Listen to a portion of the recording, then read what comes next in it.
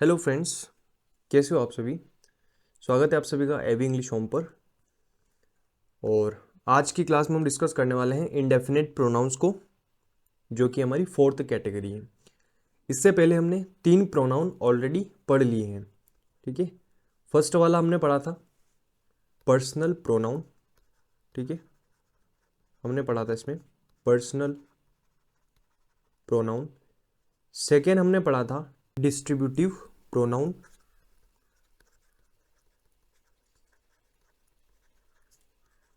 Distributive pronoun. Third हमने पढ़ा था रिफ्लेक्सिव प्रोनाउन।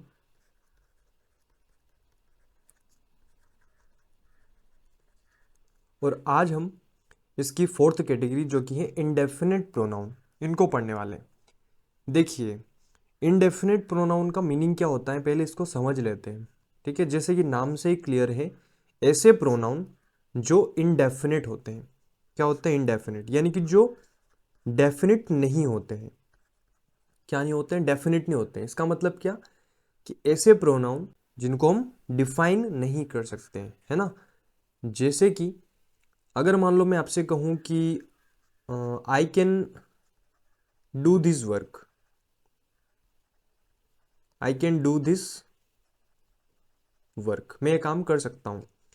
या फिर मैं कहूँ कि you can do this work. ठीक है, या फिर he can do this work. ठीक है, इसमें हम बता पा रहे हैं कि काम कौन कर सकता है, कि आई भी कर सकता है, यू भी कर सकता है, ही कर सकता है। तो इसमें हम डिफाइन कर पा रहे हैं कि जो क्रिया है, वर्ब है, उसको कौन कर रहा है, तो ये सब्जेक्ट कर रहा है।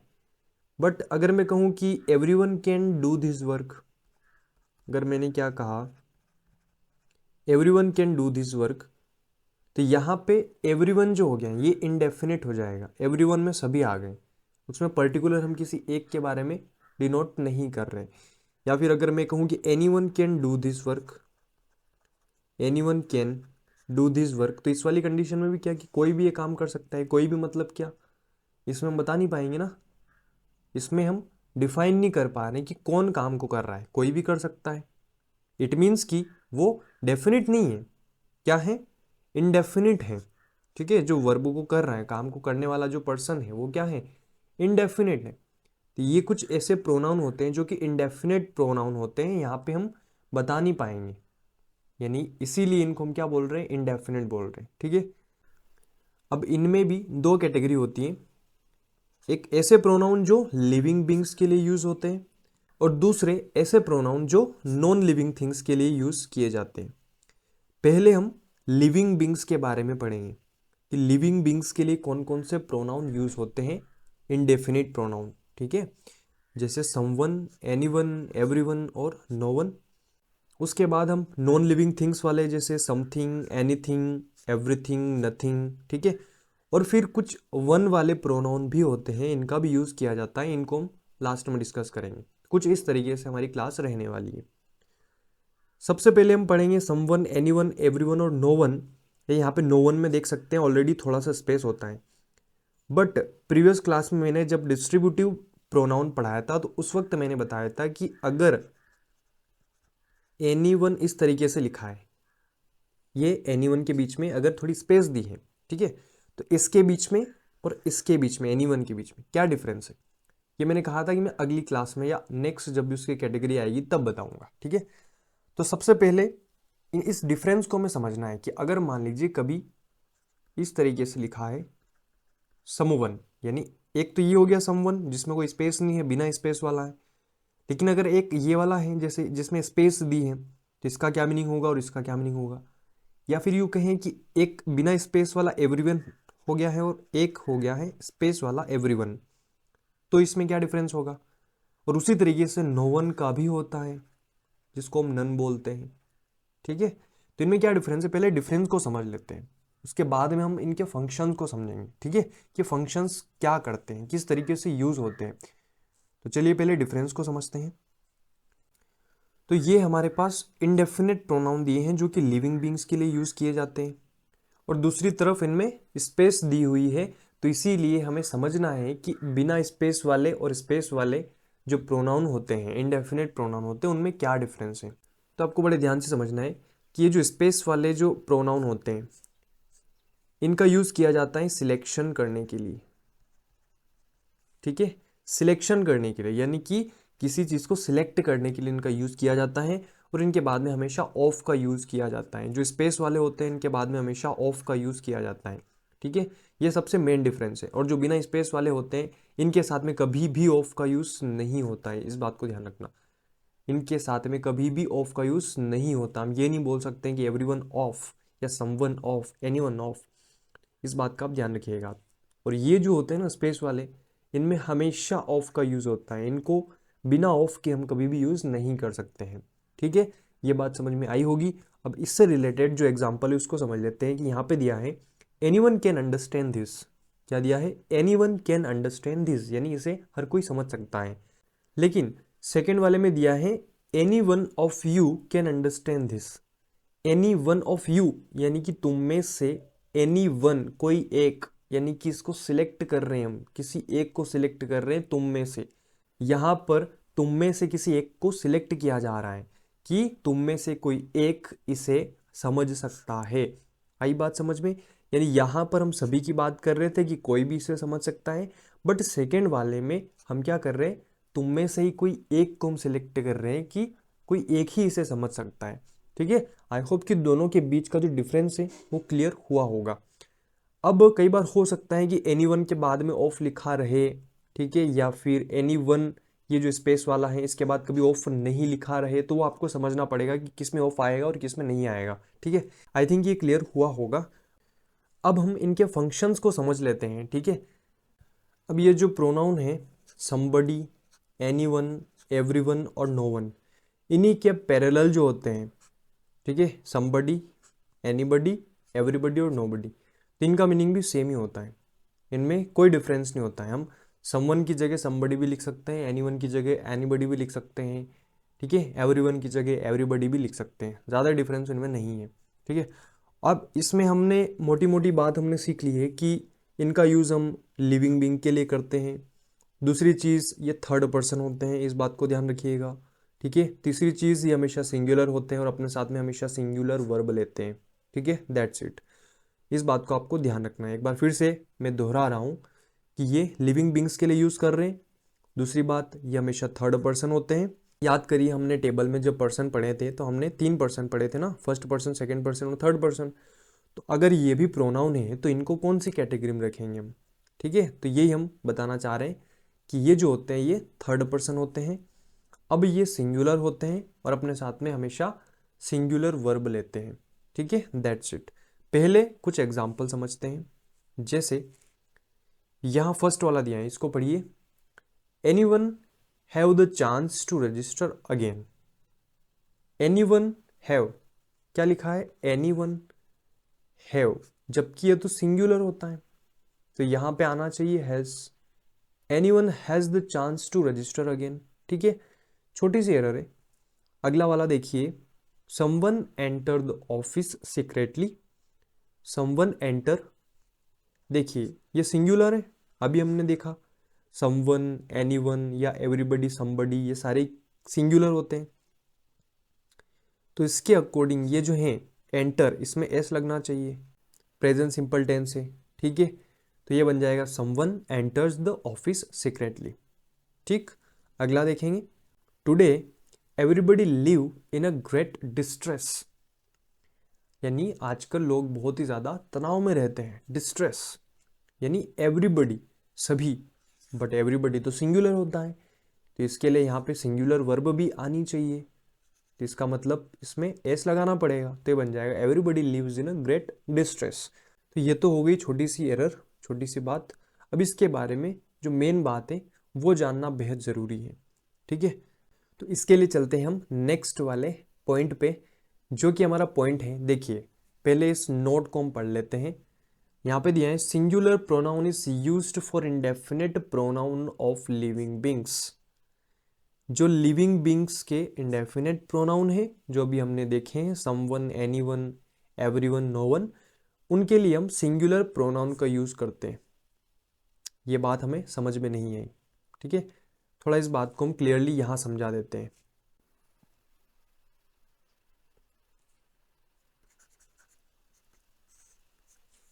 अगर मैं कहूँ I can do my work, I can do my work, ठीक। या फिर मैं कहूँ you can do your work, है ना। या फिर हम यहाँ पे ये भी बोल सकते हैं we can do our work, बोल सकते हैं। तो जब हमने कहा कि I can do my work, यानी आई के लिए हमने यूज़ किया माई, उसी तरीके से हमने कहा you can do your work, तो यू के लिए हमने यूज़ किया यूअर।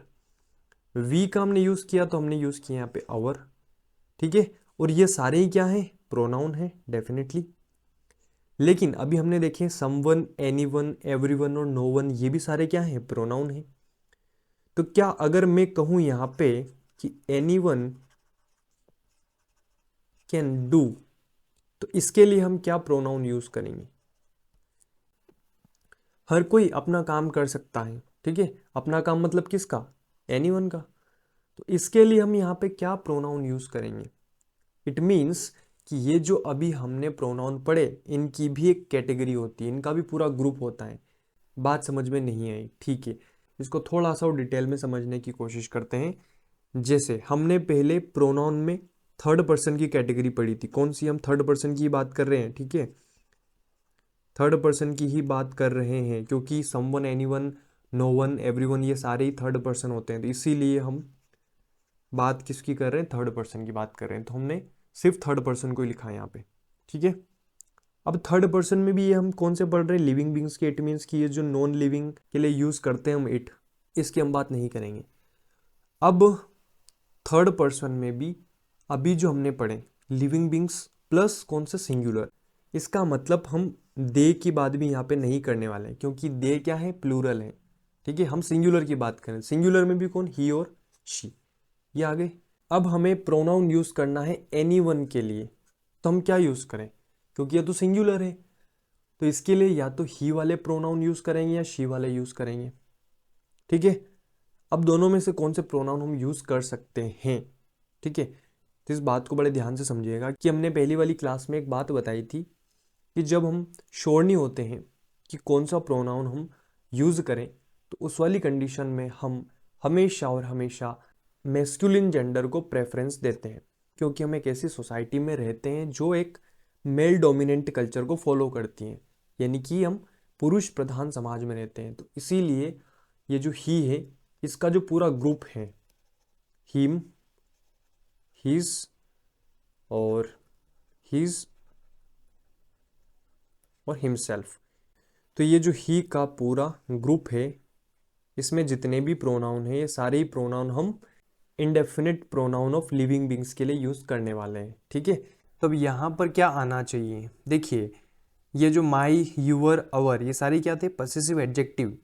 इसका मतलब यहाँ पर ही का पसेसिव एडजेक्टिव यानी हिज, आई बात समझ में, यानी क्या आएगा यहाँ पे, हिज।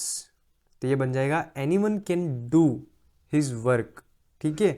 तो इस वाले पॉइंट में अभी हमने क्या देखा था, सिंगुलर प्रोनाउन यूज किए जाते हैं किसके लिए, indefinite pronoun of living beings, ठीक है। तो सिंगुलर प्रोनाउन कौन से हैं, मैस्कुलिन जेंडर वाले, ठीक है। जितने भी ही की जो कैटेगरी है, ही, हिम, हिज, हिमसेल्फ, ये यूज किए जाते हैं, ठीक है।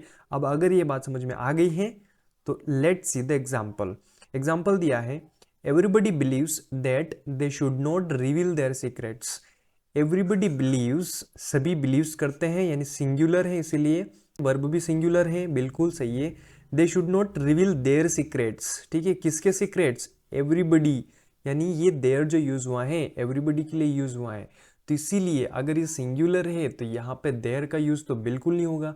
तो यूज क्या होना चाहिए, ही वाले ग्रुप से कोई ना कोई यूज होना चाहिए। तो उसके लिए पहले देखो कि देयर जो है वो क्या है, पसेसिव एडजेक्टिव है, तो इसका मतलब ही का पसेसिव एडजेक्टिव जो होता है वो हिज होता है, ठीक है। तो ऑब्वियसली यहाँ पे क्या आना चाहिए, हिज आना चाहिए। आई होप कि ये वाला पॉइंट क्लियर हुआ होगा, ठीक है। देख सकते हैं, तो ये बन जाएगा everybody believes that he should not reveal his secrets, ठीक है। चलिए इनसे रिलेटेड कुछ क्वेश्चंस को सॉल्व कर लेते हैं। आइए प्रैक्टिस टेस्ट में फर्स्ट वाला हमारा क्वेश्चन है, दिया है everyone must respect there national flag.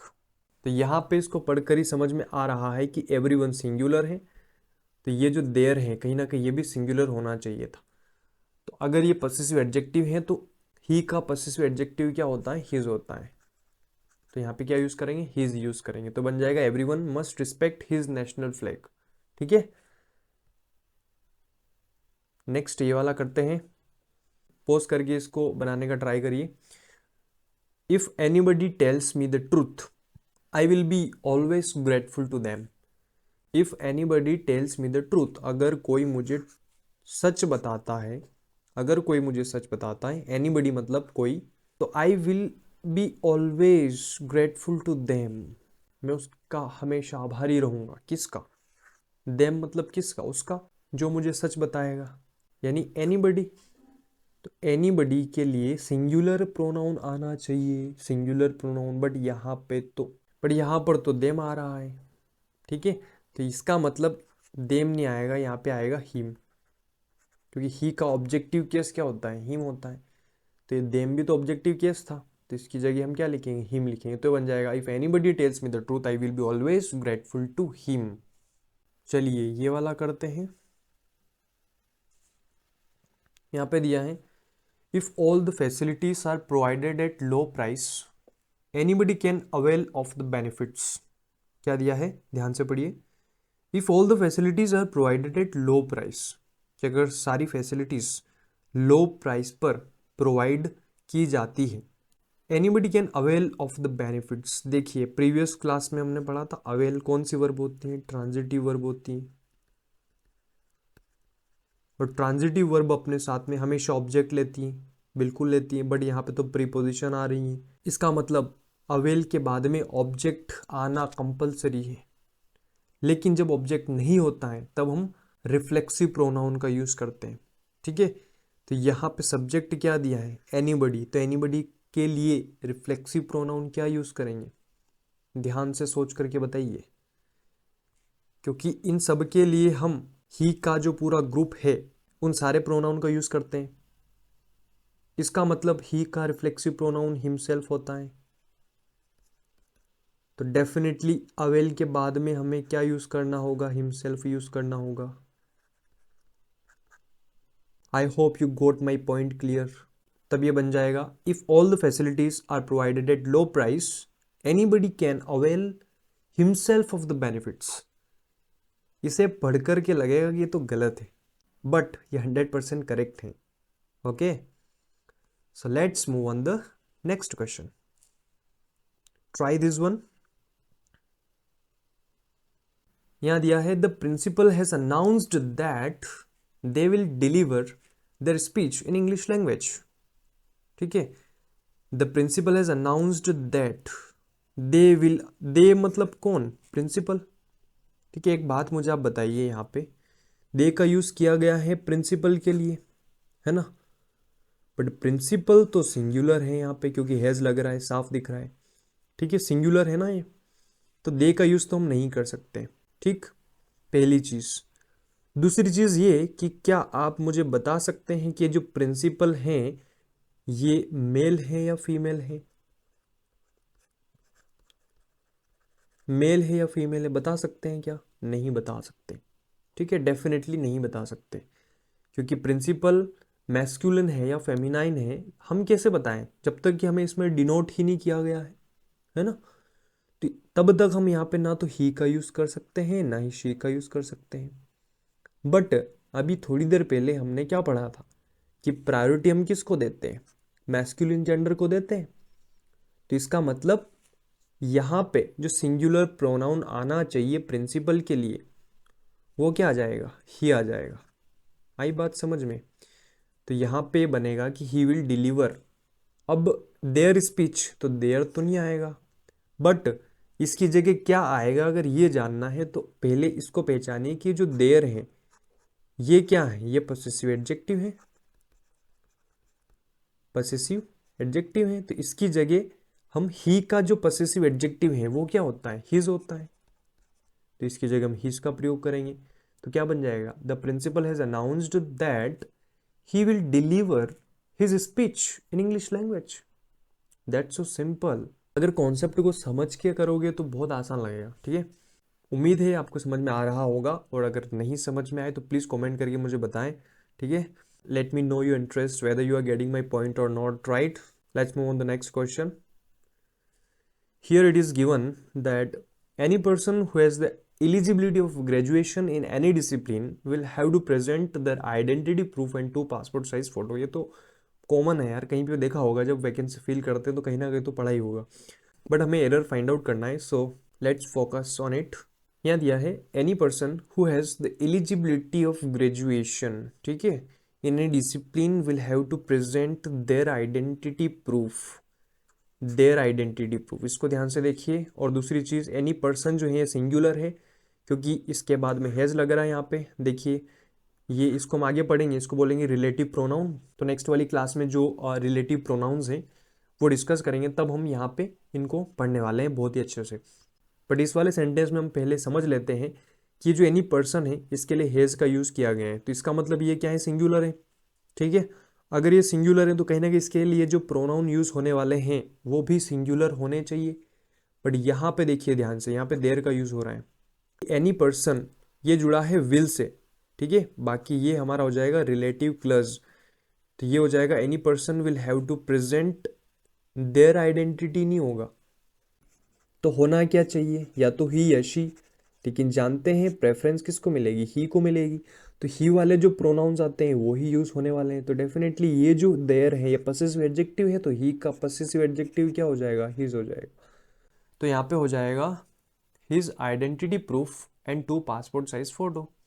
उम्मीद है ये वाला समझ में आया होगा, ठीक है.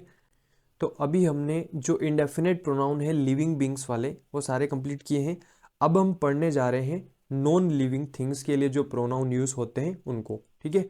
तो देख लेते हैं नॉन लिविंग थिंग्स के लिए जो प्रोनाउन यूज होते हैं, उनमें समथिंग, एनीथिंग, एवरीथिंग और नथिंग, इनका यूज हम करते हैं, ठीक है.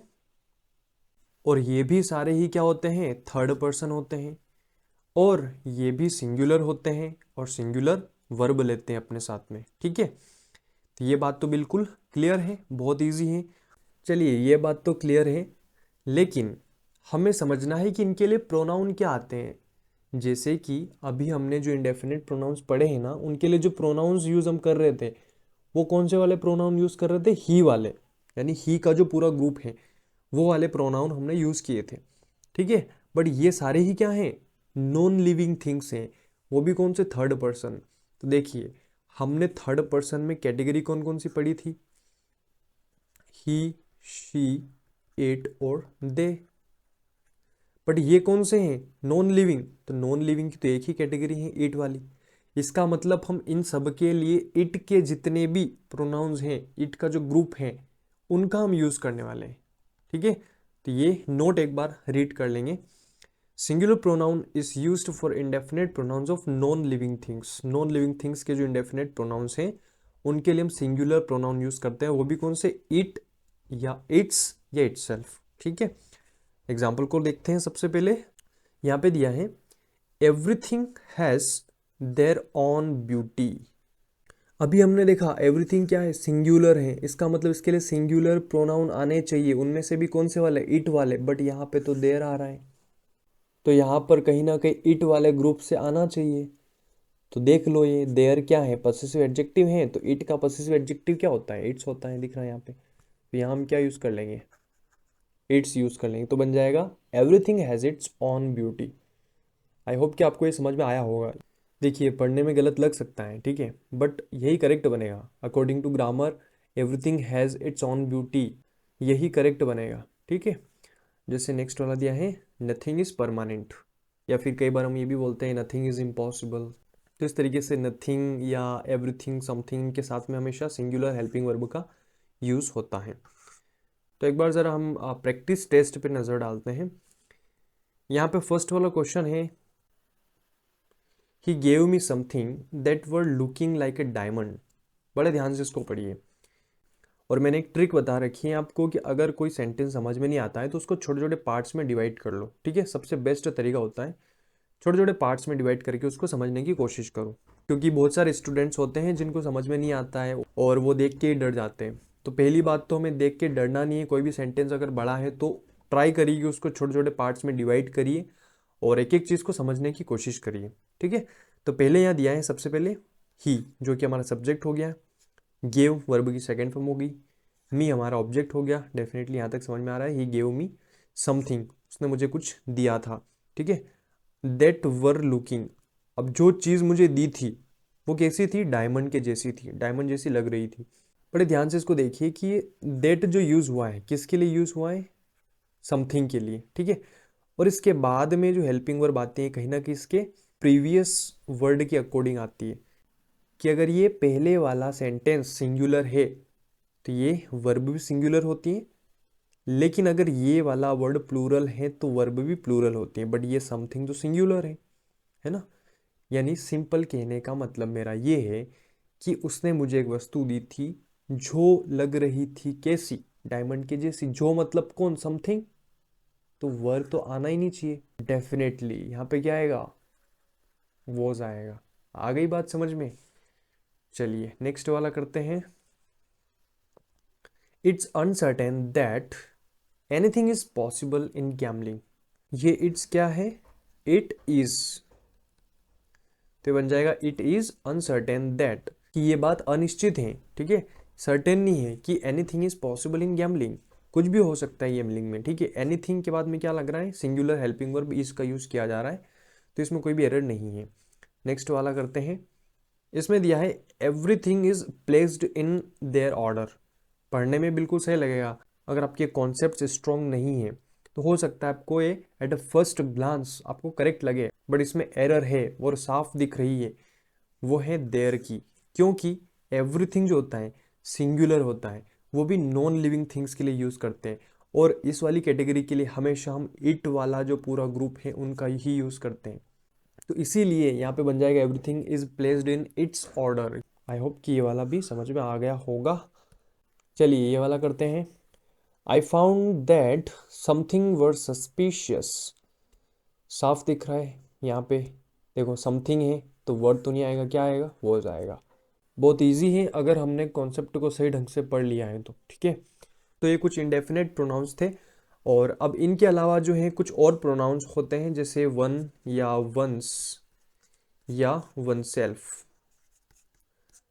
क्योंकि हो सकता है कई बार एवरीवन की जगह वो सिर्फ वन ही लिखा रहे या एनीवन की जगह वन ही लिखा रहे, तो उस वाली कंडीशन में हम क्या रूल फॉलो करेंगे, किस तरीके से उनके लिए प्रोनाउन को हम यूज़ करेंगे, तो वो सारी चीज़ें हम पढ़ने वाले हैं। तो चलिए बात करते हैं वन, वंस और वन सेल्फ की। तो इनमें सबसे पहले समझ लेते हैं कि ये जो वन होता है ना, ये इस वन का मीनिंग क्या है। तो वन का मीनिंग तो हम जानते हैं एक होता है, ठीक है, लेकिन ये वन जो होता है ना, ये दो तरीके से काम करता है। एक तो ये होता है एडजेक्टिव और एक होता है प्रोनाउन, दो तरीके से फंक्शन करता है।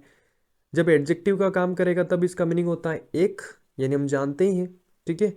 बट ये प्रोनाउन का अगर काम करेगा तब इसका मीनिंग होगा कोई एक, क्या मीनिंग होगा, कोई एक। इस बात को हमें समझना है, ठीक है।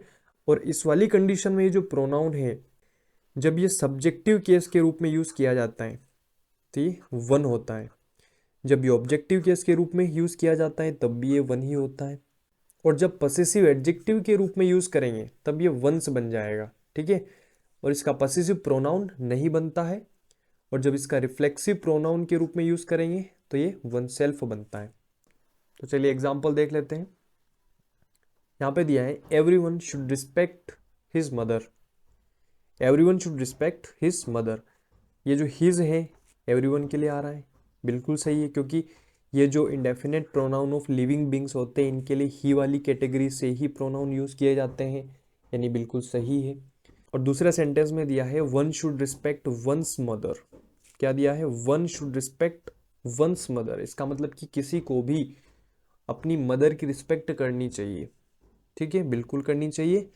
अब इन दोनों सेंटेंस के मीनिंग में कोई डिफरेंस नहीं है, दोनों का मीनिंग सेम है, लेकिन अगर एवरीवन की जगह वन लिख दिया हमने तब हम प्रोनाउन कौन सा यूज करेंगे, वन वाला यूज करेंगे। अभी हमने बोला ना यहाँ पसेसिव एडजेक्टिव होता है वंस, तो यहाँ पे हिज का यूज हम नहीं कर सकते हैं। अगर यहाँ पे लिखा है जैसे one should respect his mother, तब ये गलत हो जाएगा, यहाँ पे हिज नहीं आएगा, तब ये वन वाला जो प्रोनाउन है वंस, इसी का हम यूज करेंगे, ठीक है। जैसे कि अब सेकेंड वाले को देख लेते हैं। One can be successful by one's hard work, तो जैसे ही हमें वन दिखा तो इसका जो पसेसिव एडजेक्टिव है वो भी क्या बन जाएगा, वंस बन जाएगा।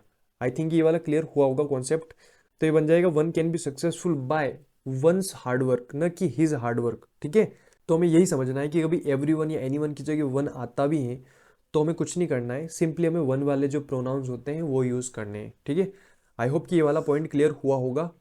अब हम एग्जाम्पल के थ्रू थोड़ा और इसको क्लेरिफाई कर लेते हैं। Let's move on our practice test. Here it is first one to be solved. So यहाँ पे दिया है one should protect his own dignity and freedom. मतलब किसी को भी सुरक्षा करनी चाहिए अपनी डिग्निटी यानी अपनी जो प्रतिष्ठा है उसकी और अपनी स्वतंत्रता की। यानी यहाँ पे दिया है हिज, लेकिन यहाँ पे वन है इसलिए हिज नहीं आएगा, यहाँ पे आएगा वंस। ठीक है, आई hope you got clear my point. Next वाला देखते हैं। If one really believe in himself, देखिए ये सिंगुलर है, डेफिनेटली यहाँ पे वर्ब सिंगुलर आनी चाहिए, तो ये हो जाएगा बिलीव्स। तो if one really believes in himself, अगर कोई अपने आप में बिलीव करता है, अपने आप में किस में, खुद में, तो ये हिमसेल्फ नहीं आएगा। आई बात समझ में, यहाँ पे क्या आएगा, अब वन सेल्फ आएगा। ठीक है, अब आगे दिया है यहाँ पे surely he will get success. बिल्कुल ही विल गेट सक्सेस, ही मतलब कौन, वन। तो यहाँ पे ही भी नहीं आएगा, क्या आएगा, वन। मैं यही समझाना चाह रहा हूँ कि जब भी अगर वन वाले प्रोनाउन आते हैं तो हमें उनके लिए जो ग्रुप है वो वन वालों का ही यूज करना होगा। उस वाली कंडीशन में हम ही के प्रोनाउन का यूज नहीं कर सकते हैं। ठीक है, इसको एक बार फिर से समझिए कि ये यहाँ पे दिया था he really believe in himself. पहली बात तो ये सिंगुलर है तो इसलिए हमने एस लगाया। दूसरी चीज ये यहाँ पे हिमसेल्फ था तो इसकी जगह हमने वन सेल्फ किया, क्योंकि वन जो है अपने खुद के जो प्रोनाउन है उनको ही लेता है वो, तो इसीलिए यहाँ पे हमने वन सेल्फ किया। और दूसरी चीज ये कि ये जो ही है, ही की जगह हमने वन ही लिखा है। आई होप कि ये वाला भी समझ में आ गया होगा। नेक्स्ट वाला करते हैं, वन शुड लव हिमसेल्फ। ठीक है, जैसे ही यहाँ पे वन दिखा यानी कि वन शुड लव हिमसेल्फ, यानी कि किसी को भी अपने आप से प्यार करना चाहिए। यानी अपने आप से मतलब किसे, खुद से, वन से। तो यहाँ पे हिमसेल्फ यूज नहीं करेंगे, वन सेल्फ यूज करेंगे, तो बन जाएगा one should love one self. ठीक है, पढ़ने में ये वाला गलत लगेगा, पढ़ने में ये वाला गलत लगेगा, बट 100% ये सही है। ठीक है, अब एक और क्वेश्चन करते हैं। देखिए यहाँ पे दिया है if we were taught that one should not disregard anyone's feelings we would not feel alone today. ठीक है, बड़े ध्यान से इसको रीड करिए। ये कंडीशनल सेंटेंस है, इफ से जुड़ा है, ये सब्जेक्ट है हमारा और ये हेल्पिंग वर्ब है और ये थर्ड फॉर्म हो जाएगी कि अगर हमें सिखाया गया होता, क्या सिखाया गया होता कि one should not disregard anyone's feelings, कि किसी को भी किसी की फीलिंग्स को डिसरिगार्ड नहीं करना चाहिए। अगर ऐसा सिखाया गया होता तो we would not feel alone today, तो we would not feel alone today इसमें कोई गलती नहीं है। ठीक है, और यहाँ तक भी कोई एरर हमें लग नहीं रही, इसका मतलब कहीं ना कहीं एरर तो पार्ट नंबर बी में ही होना चाहिए, है ना, लग रहा ना, डेफिनेटली बिल्कुल आपको भी यही लग रहा होगा। चलिए इसको थोड़ा और डीपली समझने की कोशिश करते हैं कि वन शुड नॉट डिसरिगार्ड, इसमें भी कोई एरर नहीं है। यानी वन शुड नॉट डिसरिगार्ड, किसी को भी डिसरिगार्ड नहीं करना चाहिए। जैसे मान लीजिए यहाँ पे कोई ए पर्सन है और ये क्या है, वन है, कि किसी को भी डिसरिगार्ड नहीं करना चाहिए एनी वंस फीलिंग्स, किसी की भी फीलिंग्स को, किसी की मतलब क्या, किसी दूसरे की फीलिंग्स को। ये बात क्लियरली समझ में आ रही है कि किसी एक एक मतलब कोई भी व्यक्ति है, किसी पर्सन को कोई हक नहीं बनता कि वो किसी और की फीलिंग्स को हर्ट करे या उसकी फीलिंग्स को डिसरिगार्ड करे। ठीक है, इसका मतलब ये एनीवन्स फीलिंग्स जो यूज हुआ है ये इसके लिए यूज हुआ है, न कि इसके लिए। तो इस वाली कंडीशन में ये बिल्कुल सही हो जाएगा, यहाँ पे कोई भी एरर नहीं है। तो अब इस वाली कंडीशन में हमारे सेंटेंस में नो एरर हो जाएगी। बड़े ध्यान से इसको एक बार फिर से समझिए कि हमने क्या कहा, one should not disregard anyone's feeling, किसी को भी किसी की फीलिंग्स डिसरिगार्ड नहीं करनी चाहिए। इसका मतलब ये जो एनीवन्स यूज हुआ है एपोस्ट्रोफी एस वाला, ये इसके लिए यूज हुआ है, न कि इसके लिए।